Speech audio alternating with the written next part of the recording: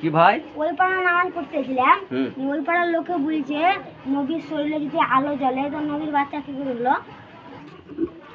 ওদেরকে বলবে যে নবীর শরীরে যদি আলো জ্বলে তাহলে বাচ্চা কি করে হয়, তাই বলেছে।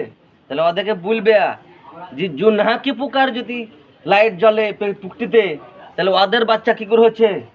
লোকের কথা শুনিও না, লোকের কথা শুনলে পরে পথ ভ্রষ্ট হয়ে যাবা। বলো,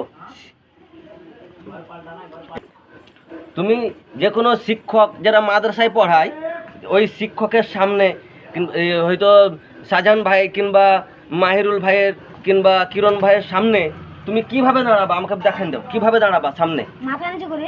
মাথা নিচু করি। আর কিছু কিছু নামাজি এখন হুন জ্বলছে আল্লাহর সামনে মাগ্গাই নিয়ে দাঁড়াচ্ছে এইভাবে। বলো, সরলভাবে দাঁড়াতে হবে যাতে আল্লাহ তাকে পছন্দ করে।